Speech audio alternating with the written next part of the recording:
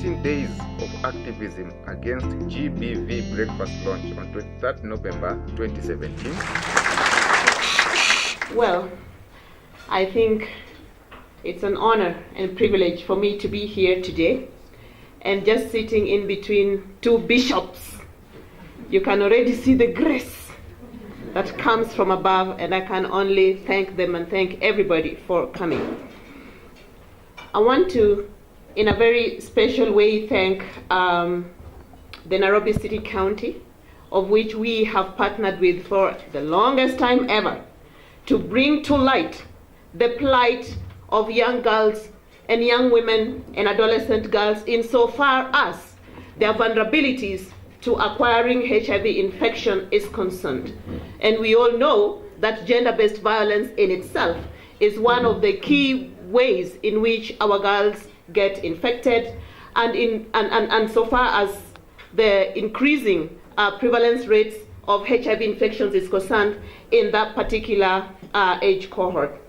I stand today here before you in my capacity as Chief of Party of an adolescent and young women's HIV prevention program, but also as a survivor of domestic violence myself. I've met many of you and we've worked for many years, and you might never have known that I too have a story. And as the story goes, that if you see a successful woman, a powerful woman, there is a story behind what drives her. And this is what I want to share with you today. The world celebrates the World AIDS Day on 2nd of December. That sits squarely in between the 16 days of activism. I think just to bring to the light the whole point of, if you don't do anything significant about reduction of or elimination of gender-based violence, we might not see an end to AIDS-related deaths. The theme this year is about keeping being safe everywhere. And it means just that, everywhere. In schools, in houses, in families, in workplaces, in churches, in mosques, in marketplaces, in hotels like this, everywhere, people need to feel safe. And that particular theme just brings to the light the fact that gender-based violence is not a respecter of persons. Gender-based violence will not care whether you're a child or you're 60 years old. It will not care about creed, whether you're Muslim, whether you're Hindu, whether you're Christian, whether you're atheist. It doesn't care about that. Gender-based violence does not give a shit about your socioeconomic status. You can be a vulnerable girl orphan in Majengo slums, and you will still experience gender-based violence. You can also be chief of party and still experience gender-based violence. You can be CEO of a big corporate, body. You can be a big minister or big someone in the government, but still experience gender-based violence. And I think the fact that GBV is not a respecter of persons is what makes it even more difficult to talk about. And see, if we do not talk about it, we do not report it, and then we cannot fix it. I think this year's theme really speaks to the real issues that we need to face head on. Violence that happens within a domestic setup is even more difficult to report, because you're going to run to your mother, and what will she tell you? Like my own mother told me, lady, it is a woman who keeps her family.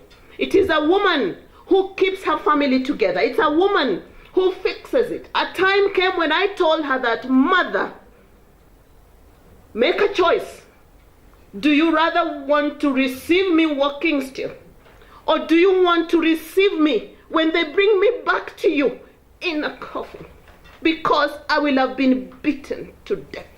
You're talking about a woman who's educated, a woman who's empowered, a woman who has everything under her feet. But when it comes to gender-based violence, There's something that just disempowers women, regardless of who you are, regardless of your status, insofar as how do you even, first of all, start speaking about it. The first reaction always is, no one will even believe you. No one will even believe you. He beat me, really? All right, he's doing this, are you sure? He's doing this to me, what did you do to him? There is no reason, there is zero justification on anyone hitting a woman, on anyone beating up another one, on anyone raping another one, or anyone causing all manner of violations to another. And I think our laws in this country are very clear in terms of what needs to happen. But except we all embrace this and decide that we want to now stop being silent and start talking, not for me, not for you, but for the generation that is coming after us. In the Dreams program, for instance, where I work, a young lady named Amina, she's 12 years old in the program. She's orphaned, living in abject poverty in Islay Air Base Ward. And this girl has 3 other children that she is taking care of. So you're talking about a child who is also a caregiver. And she has to do petty trade up to 10, 11 o'clock in the night for them to even have ugali on the table that particular day. If she does not do that, they're gonna sleep hungry. Look at Amina herself. And we need to ask the question, so how do we keep her safe? As we think about the theme this year of keeping the safety, let's think about children and young girls like Amina. There's a girl also who is called Penina in Majengo. She is 17 years old. I've known her 3 years now. Penina was born and bred in crime. She knew very well that her father was a carjacker, that her mother was the one hiding the things that they stole. So her life has been one of running away from the police all the time. Amina herself got into a relationship with a young man who's also a thief. So Amina's life is one of running, literally running. So how do we keep Amina safe? How do we keep her safe from crime? How do we keep her safe from being violated? How do we keep her safe from, even being infected with HIV? And how do we ensure that she goes back to school and really gets the education that can give her the impetus to one day stand before a crowd like I am doing today to talk about her life?